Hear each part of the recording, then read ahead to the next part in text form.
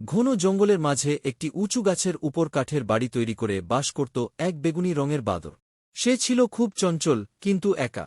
প্রতিদিনের মতোই এক সকালে সে কলার কাঁদি কাঁধে নিয়ে ঘরে ফিরছিল। হঠাৎ সে নিচে কিছু অদ্ভুত দেখতে পেল। বিস্ময়ে তার চোখ বড় হয়ে গেল। সবাইকে বারবার বলি সাবস্ক্রাইব করতে, কিন্তু ছোট চ্যানেল বলে কেউ সাবস্ক্রাইব করতে চায় না। প্লিজ সাবস্ক্রাইব করে দেবেন। একটি সাদা রঙের ঘোড়া, যার পিঠে ছিল জোড়া ডানা।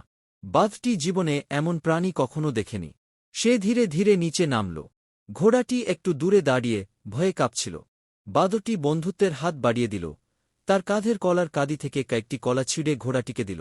ঘোড়াটি প্রথমে সংকোচে থাকলেও ধীরে ধীরে কলাগুলো খেল, এবং তার চোখে হাসি ফুটে উঠল। দুজনের বন্ধুত্ব শুরু হল সেখান থেকেই। কিছুক্ষণ পর ঘোড়াটি মৃদু কণ্ঠে বলল, তুমি যদি চাও আমি তোমাকে আকাশ দেখাতে পারি। বাঘটি উৎসাহে চড়ে বসল ঘোড়ার পিঠে। সঙ্গে সঙ্গে ঘোড়াটি ডানা মেলল, আর তারা উড়ে চলল আকাশের বুক চিরে। নিচে বিস্ময়কর প্রাকৃতিক দৃশ্য, রঙিন নদী, পাহাড় আর মেঘেদের মাঝে সোনালি আলো, সব দেখে বাদরটির মন ভরে গেল। সে মনে মনে ভাবল, সত্যিকারের বন্ধুত্ব কখনো চেহারা বা প্রজাতির ভেদাভেদ মানে না।